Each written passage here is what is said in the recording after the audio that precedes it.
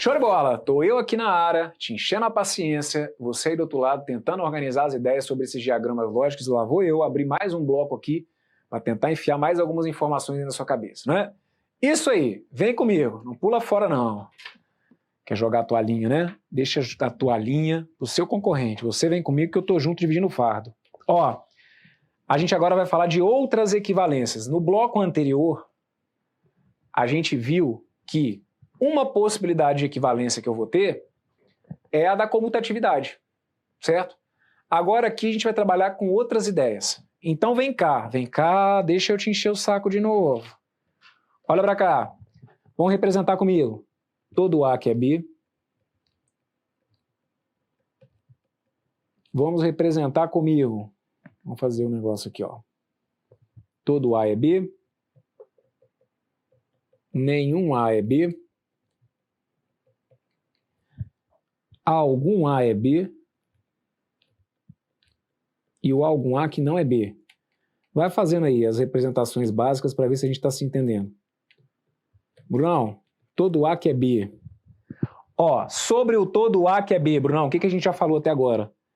Que o conjunto A está dentro... Melhor esse português. O negócio do tá dentro já tá passando da hora da gente começar a conversar direito. Conjunto A tá o quê? Fala aí. Isso, está contido em B. Vamos falar bonito. Isso aí, ó. Meu conjunto A está contido em B. Posso dizer que o meu conjunto A é um subconjunto de B.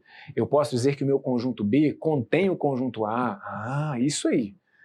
Nenhum A que é B. Brunão, nenhum A que é B, coloca o conjunto A de um lado, coloca o conjunto B de outro, de forma que eles não se encontrem. Isso aí, o não se encontrar aqui, vamos falar de uma forma mais técnica.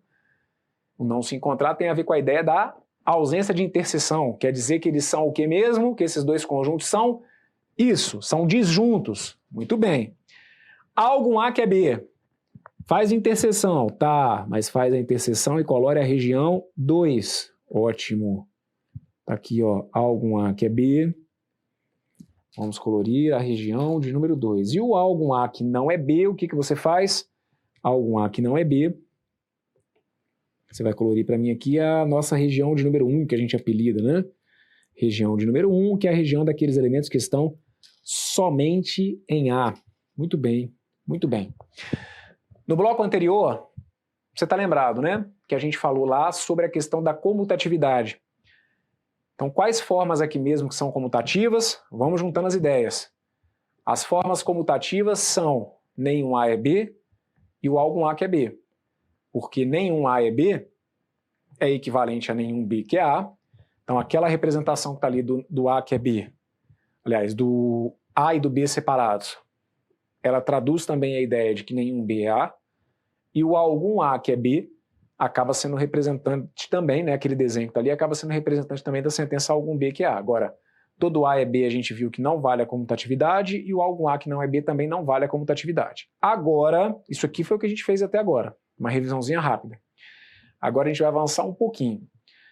Eu vou te mostrar que existe possibilidade da minha proposição categórica trazer o quantificador, mas não ser uma das formas canônicas. Espera aí, Bruno, eu não estou te entendendo. Vem cá.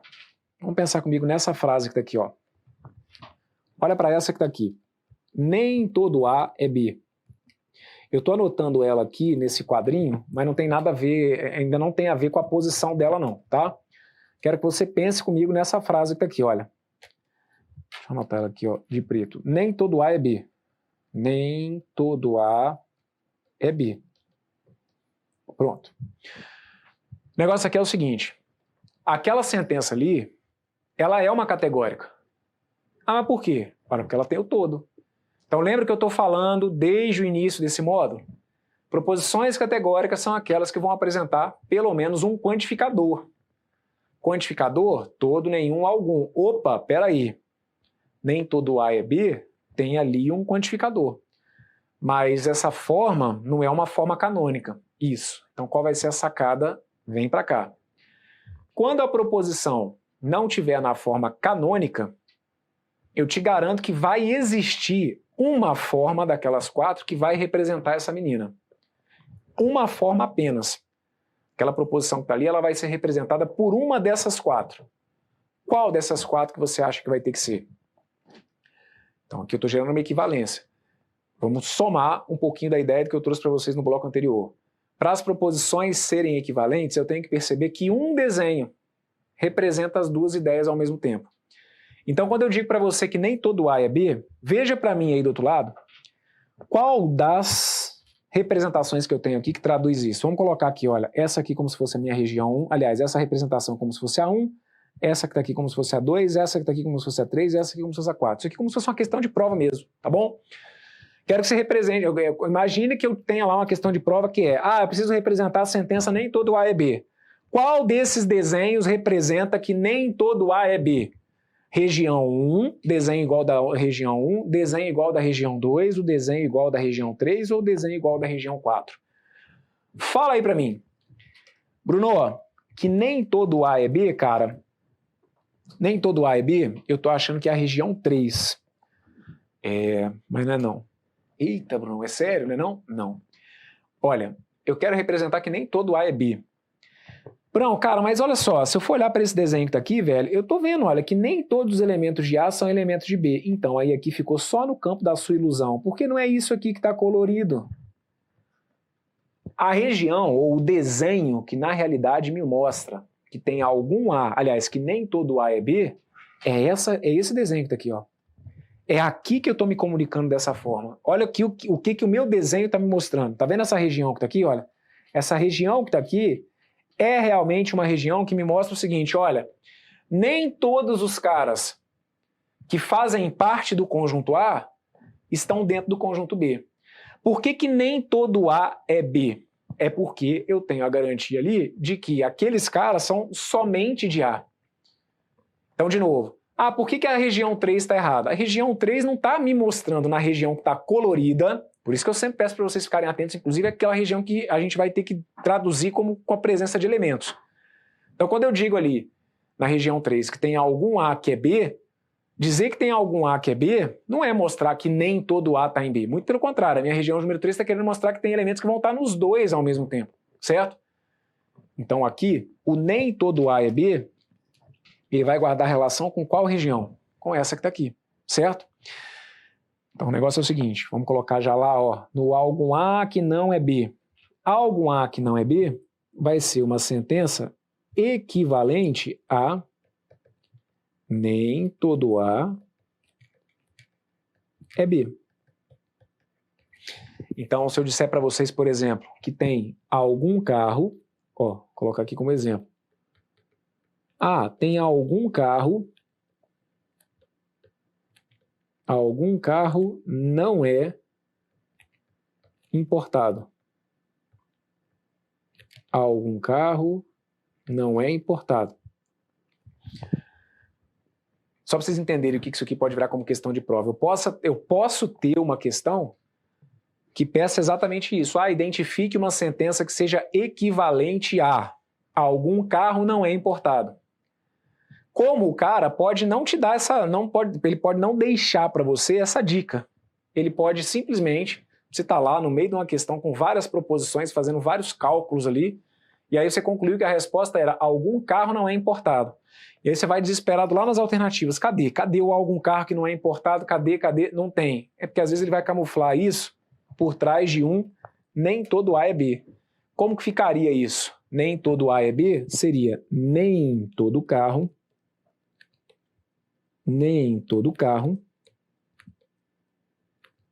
é importado. Ok? Olha, aqui dentro desse módulo de diagramas lógicos, os caras não precisam fazer muito para tirar vocês, porque a galera às vezes deixa passar batida essas informações que eu estou trazendo para vocês aqui. Isso tudo eu preciso que vocês internalizem. Lembra que eu estou falando? Não é um módulo com tanta teoria, mas é muito detalhezinho e aí eu reconheço. E eu preciso que vocês fiquem atentos. Você vai guardar para mim, então, que o algum junto com o não, o algum mais o não, ele acaba sendo equivalente ao nem todo. O algum junto com o não, ele acaba sendo equivalente ao nem todo, ok? Então, e aí toma cuidado porque tem que ser, né, nessa ordem. Porque lembra que não vale o lance da comutatividade. Ah, Bruno, já que algum carro não é importado, então eu posso falar que nem tudo aquilo que é importado é carro? Não mistura as coisas, não. Porque aí aqui eu não posso trocar a ordem, porque o algum A que não é B não é comutativo que a gente viu no bloco anterior. Então está começando a perceber que as ideias vão começar a se somar? Então se organize. Algum A que não é B, para essa forma, por exemplo, não vale a equivalência do tipo comutativa, mas vale essa escrita que está aqui. O algum junto com não acaba sendo equivalente ao nem todo que é, ok? Cuidado, hein? Vamos lá. Volta aqui para o nosso resuminho. Quero que vocês analisem comigo agora essa frase que está aqui, ó. Olha para essa menina que está aqui. Todo A não é B. Todo A não é B. Veja, todo A não é B, você acha que está sendo representada pela forma de número 1. Todo A que não é B está sendo representado pela forma de número 2, pela forma de número 3 ou pela forma de número 4. Fala para mim que eu estou te ouvindo aqui, não me deixa sozinho não, não me deixa sozinho. Todo A que não é B está representado na forma 1, 2, 3 ou 4. Isso aí me representa, gostei de ver, está representado pela região de número 1. Tô brincando. Sem desespero, é a região de número 2. Caraca, Bruno, que susto que eu levei. É isso, né, gente? Olha para cá. Todo A que não é B está representado aqui, ó. Todo A que não é B é exatamente o que eu tenho aqui, olha. Todos os elementos que estão em A não são elementos que estão em B.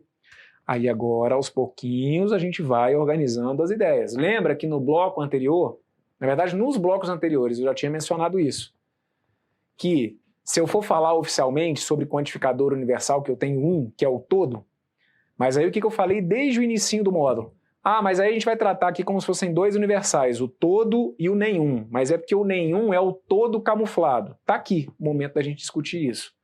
O que é o nenhum? O nenhum, ele é sempre o todo mais o não. E aí isso complementa o que eu falei com vocês no bloco anterior. No bloco anterior eu falei para vocês que proposições da forma nenhum A e B são proposições universais e negativas. Universal porque tem a ver com o todo, negativa porque o nenhum ele é o todo junto com o não. Então vamos deixar isso aqui anotado. O nenhum A que é B, vai ser equivalente ao todo A que não é B. E aí agora eu vou começar a brincar. Se segura aí do outro lado. Então vamos pensar comigo, ó. Se eu disser, por exemplo, que nenhum professor é advogado. Agora eu quero ver se você está ligado. Vamos lá. Nenhum professor é advogado? Eu posso escrever que isso daqui é a mesma coisa que todo professor não é advogado? Sim ou não? Tá seguro aí para falar comigo sobre isso? Nenhum professor é advogado. É a mesma coisa que se afirmar que todo professor não é advogado? Sim. E, gente, olha só. Se você começar a ficar na dúvida, Bruno, cara, começou a embolar aqui, na pior das hipóteses, faz o quê? Faz desenho. Como que eu desenho que nenhum professor é advogado? Desenho. Eu estou quebrando isso aqui em vídeos diferentes, que é para você ter essas ideias separadas, né? Para a gente tentar organizar separadamente. Claro que ao final isso vai ter que estar tudo junto aí rodando na sua cabeça. Mas você consegue ir achando ali as partezinhas da construção aqui desse nosso módulo, certo? Então, sobre desenho, eu falei com vocês isso lá no primeiro bloco. Como que eu desenho? Que nenhum professor é advogado. Assim, olha. Tá aqui. Nenhum professor é advogado. Certo? Aí, o que eu falei para vocês no bloco anterior sobre equivalência, que também vale para o que a gente está vendo aqui. Se eu der a entender que eu estou falando de equivalência, é porque um desenho tem que representar as duas ideias ao mesmo tempo. Aí eu te pergunto, se eu estiver desenhando isso que está aqui, ó, que nenhum professor é advogado.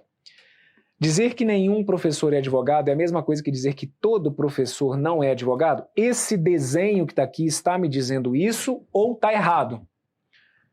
Isso que está aqui está certo. Ó, olha para cá. Todo professor, olha para cá, todos os professores não estão dentro do conjunto dos advogados. Então aqui, ó, tá perfeito. Nenhum professor é advogado. É a mesma coisa que dizer que todo professor não é advogado. E é importante mesmo que vocês fiquem atentos aqui, que eu estou tratando de quê, gente? Eu estou tratando de equivalência, certo? A gente aqui ainda não está falando sobre a noção de negação. São equivalências, são coisas iguais. Agora, eu quero que você fique atento. Anota aqui para mim. Veja se eu posso afirmar isso que está aqui, olha. Que todo advogado não é professor. Todas essas sentenças aqui eu estou perguntando para vocês se elas são equivalentes. Então, se eu digo lá, por exemplo, suponhamos que eu anotei uma resposta. Minha resposta foi, nenhum professor é advogado. Se não tiver essa nas alternativas, nenhum professor é advogado, será que eu posso encontrar lá nas alternativas todo advogado não é professor? Deu dúvida? Desenha, certo? Ó, a minha frase que eu anotei é essa, nenhum professor é advogado. Então eu tenho que encontrar uma situação que esteja assim, ó, conjunto dos professores completamente separado do conjunto dos advogados. Aí eu tenho uma alternativa que está dizendo isso, que todo advogado não é professor. É a mesma coisa? Sim, é a mesma coisa. Ó, esse desenho que garante para mim que nenhum professor é advogado é o mesmo desenho que me garante que todos os advogados, ó, todo advogado não é professor. Agora, você consegue entender o que justifica eu poder fazer isso? O que justifica essa escrita que está aqui foi o que a gente viu no bloco anterior. No bloco anterior, a gente garantiu que proposições da forma nenhum A é B, elas eram comutativas. Então, dizer que nenhum A é B é a mesma coisa que se afirmar que nenhum B é A. E aí organize as ideias. A gente acabou de ver aqui que o nenhum ele é o todo junto com o não. Então, o nenhum B que é A é a mesma coisa que o todo B que não é A. Que no nosso caso aqui seria o todo advogado que não é professor. Agora, você aí do outro lado vai ter que perceber o que vai te dando segurança. É claro que, por uma noção de celeridade para a prova, é claro que eu preciso que isso tudo esteja aqui conectado. O nenhum é comutativo, nenhum A é B, nenhum B é A. Pô, então o nenhum ele é o todo junto com o não, então vai valer que todo B que não é A. Isso aqui eu raciocinei rapidinho. Você, enquanto estiver começando a pegar a manha, deu dúvida, faz o quê? Desenha. Sandalinha da humildade, não precisa ficar com vergonha não. Tá na dúvida, pega e desenha. E veja, a gente está falando aqui de equivalência. Veja se o seu desenho da forma básica, que é o nenhum A é B, traduz as outras proposições que foram aqui apresentadas, tá bom? Então aqui, ó, vai ser válido, certo? E aí valeria também, só para reforçar, o que eu vou anotar aqui não é desse bloco, foi o que a gente viu no bloco anterior, mas vale a comutatividade, eu vou colocar aqui só para a gente treinar. Vale dizer, então, que nenhum advogado é professor. Todas essas frases aqui, olha, elas são iguais. Então vocês estão entendendo o perigo? Por isso eu estou te falando, ó, que a gente começa a evoluir nisso aqui. Você está lá com a sua cabecinha fechada achando que a resposta é isso, ó, nenhum professor é advogado. E o cara às vezes está sambando na sua cara querendo colocar isso. Ó. Tá querendo colocar isso. Você está aqui, ó, com a sua visão limitada ao nenhum A e B, e aí o cara está querendo algo a mais de você. Então aqui, ó, já estou te mostrando outras 3, ainda vai ter mais. Pode se preparar, porque no próximo bloco a gente ainda tem mais possibilidade de equivalência. Então guardamos aqui, o nenhum, você vai colocar para mim, ó, que o nenhum,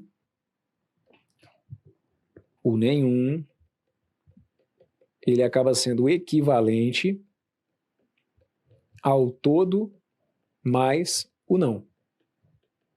Tá bom? O nenhum, ele é o todo mais o não. Beleza. Aí aqui, vamos lá. Vou colocar uma outra situação para vocês. Vamos pensar comigo? Agora vamos abrir aqui uma parte, ó. Vamos lá. Eu quero que vocês pensem comigo nessa sentença que está aqui. Isso aqui já foi questão de prova de muito tempo atrás, mas sempre vai servir aí como um inicinho para eu poder bater um papo com vocês sobre essa situação que está aqui. Então vamos lá. Suponhamos que eu chegue para vocês e vire e falo o seguinte: olha, eu fui a um supermercado, só que eu fui ao supermercado e eu não comprei nada. A gente está muito acostumado a se comunicar dessa forma. E a gente vai continuar conversando no dia a dia dessa maneira. Tá bom? Não tem absolutamente nada de errado. A gente vai fazer aqui uma análise puramente lógica da coisa. Mas não quer dizer que no português está errado ou que na lógica está errado. Entendam só os contextos, ok? Bem, se eu chegar para você e falar que então eu fui a um supermercado e que saindo do supermercado eu não comprei nada, qual que é a cena que você imagina acontecendo? De você me encontrar saindo do supermercado com a mão cheia de sacola ou de você me encontrar saindo do supermercado com as mãos abanando, sem nenhuma compra? Quando eu chego para você e digo que eu não compro nada, no dia a dia, no português, a segunda situação é a que se confirmaria, né? Quem vai ao supermercado e não compra nada, a gente entende que é aquele cara que saiu de mãos abanando, certo? Só que, se a gente for fazer uma análise puramente lógica da frase, e aí é o que eu vou reforçar, não quer dizer que uma coisa esteja errada ou que a outra não, né? São só pontos de vista, mas do ponto de vista puramente lógico, entende-se que não há necessidade, caso eu quisesse realmente passar uma ideia de que eu não fiz compras, não há necessidade de se utilizar o não junto com nada. Porque do ponto de vista lógico, é como se uma ideia, no fim das contas, acabasse anulando a outra. Eu não entendi, Bruno. Pessoal, se eu fui ao supermercado e se eu sair de mãos abanando, eu poderia simplesmente falar que eu fui ao supermercado e não comprei. Que eu não fiz compras. Se eu me comunicar com você dessa maneira, você entende e percebe que a cena é a mesma, né? Se eu chegar e falar assim, eu fui ao supermercado e eu não fiz compras. Ora, se eu não fiz compras, eu saí com sacolas ou sem sacolas do supermercado? Ora, você não fez compras, então saiu de mãos abanando, perfeito? Da mesma maneira, eu posso chegar para você e falar o seguinte, eu fui ao supermercado e o que você comprou lá, Bruno? Eu comprei nada. O que você comprou? Eu comprei nada. Se eu comprei nada, é porque eu saí de mãos abanando. Só que, no português, a gente tem a ideia do reforço da negação, né? Simplesmente como um reforço. O não compro nada é simplesmente uma ideia de que eu saí de mãos abanando, mas consegue perceber que não há necessidade? Então, do ponto de vista puramente lógico, a gente está desde o início do curso citando que o não, ele acaba trazendo uma ideia de oposição no fim das contas. Então, se eu chego para vocês e falo que eu estudei muito, eu te passo uma ideia. Se eu enfiar o não, desde o início do curso, que a gente está falando que ele tem o poder de alterar o sentido. Se eu virar e falar que eu não estudei muito, eu quis mudar completamente a minha história. Se eu vir e falo que Bruno é alto, eu quero passar uma mensagem com isso. Se eu vir e falo que o Bruno não é alto, eu estou passando uma ideia completamente diferente da que eu tinha me proposto antes, não é? Então aqui, entendam, do ponto de vista puramente lógico. Se eu disser para vocês que eu comprei nada, o que eu estou querendo dizer? Que eu não fiz compras. Se eu coloco um não na frente, o não compro nada, do ponto de vista lógico, pode passar para mim a ideia de que eu comprei alguma coisa. Então aqui a gente vai deixar anotado, o não compro nada é como se fosse, do ponto de vista lógico, equivalente a você dizer que eu compro algo, que eu comprei alguma coisa, certo? É a mesma coisa do eu não entendi nada. Brunão, que foi a frase que me veio à cabeça depois de tudo que você falou. Você quer saber de uma coisa? Eu não entendi nada. Pô, então eu tô feliz pra caramba. Que isso, Brunão? Tá tirando onda com a minha cara? Não, se eu for me comunicar com você aqui do jeito que eu quero, eu tô feliz. Se você falar pra mim que você não entendeu nada, se eu for levar a coisa do ponto de vista lógico, eu vou ficar feliz porque você vai falar para mim que você entendeu alguma coisa. Porque, ó, se você quiser falar para mim, do ponto de vista puramente lógico, que você não entendeu a matéria, você pode falar isso, professor, eu não entendi. Pronto, eu não entendi. Eu não entendi, ok? Ou você pode chegar para mim e falar o seguinte, professor, o que eu entendi da sua aula? Brunão, da sua aula eu entendi nada. Tá perfeito. Então, entendeu nada é porque tudo que eu falei aqui não fez sentido para você. Só que, no nosso idioma, existe a possibilidade desse reforço da negação, certo? O não entendi nada, então, funcionaria como se fosse a ideia de que foi uma pessoa que realmente não entendeu. Mas entendem que não há necessidade? Então, do ponto de vista puramente lógico, se eu digo, né, que eu não entendi nada, então coloca aqui, olha, não entendi nada. Não entendi nada. É como se isso aqui, do ponto de vista puramente lógico, desse a entender que eu entendi alguma coisa. Entendi algo, entendi alguma coisa. Perfeito? Ah, eu fui a uma festa e eu não conhecia ninguém. Pô, que legal, cara. Né? Se você estiver conversando... Não adianta querer vir conversar comigo no dia a dia com isso aqui, que não vai dar jogo. A gente só finge que isso aqui acontece nesse momento, tá bom? Mas se você virar e falar assim, pô, fui numa festa e não conhecia ninguém. No dia a dia, a gente fica, pô, e aí, não, é mó ruim, né? Fui na festa lá, não conhecia ninguém, mas e aí, desembolou e tal. Se for aqui do ponto de vista puramente lógico, pô, que bacana. Você não conhecia ninguém, então é porque você chegou lá e conhecia algo. Porque se você quiser realmente falar que você foi a uma festa e que você estava lidando num ambiente de desconhecidos, você poderia, para mim, do ponto de vista lógico, dizer simplesmente que, olha, eu fui a uma festa e eu conhecia ninguém naquela festa. Eu conhecia quem? Conheci ninguém naquela festa. Ou eu fui a uma festa em que eu não tinha conhecidos. Eu não preciso falar que eu não conheci ninguém. Teoricamente. Mas a gente lida com isso e por isso que eu falei. Não quer dizer que uma coisa seja errada ou que a outra seja certa. São pontos de vista, ok? Aqui a gente teve, e aí eu vou comentar uma situação pontualíssima, tá bom? De uma situação de prova do CESP, mas é uma situação pontualíssima, e aí em momentos oportunos, se for necessário, a gente vai comentando sobre isso. Em que a gente teve o posicionamento deles do entendimento do ponto de vista do português. Como o não compro nada como se fosse realmente alguém que não comprou. O não entendi nada como se fosse realmente alguém que não entendeu. Só que esse é um posicionamento único, pelo menos, né, até hoje do que eu vi, e de uma situação que as outras bancas não tomam como referência. O que vale como referência é o que eu estou colocando para vocês aqui, do ponto de vista lógico, que é a ideia da dupla negação, né? Se eu tenho duas ideias negativas na frase, a ideia de duplicidade de negação gera um sentido afirmativo, ok? Então, não compro nada, não estudo nada, seriam situações que, no fim das contas, gerariam frases com sentido afirmativo.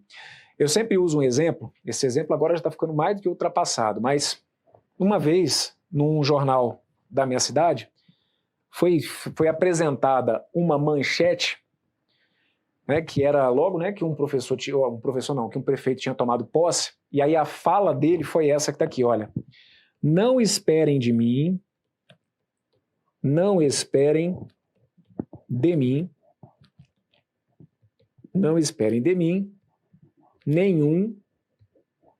efeito pirotécnico.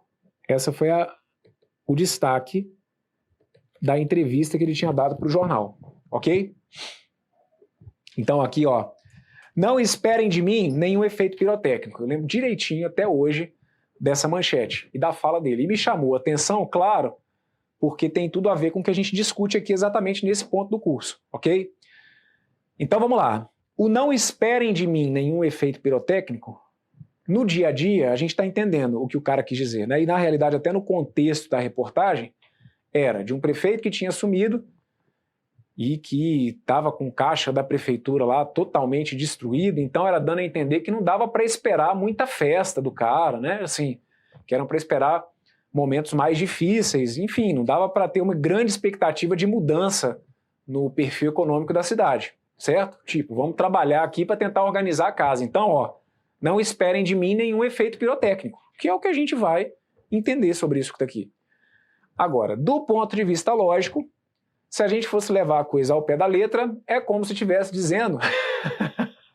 E aí você vai falar para mim que os caras às vezes não usam a lógica a favor deles.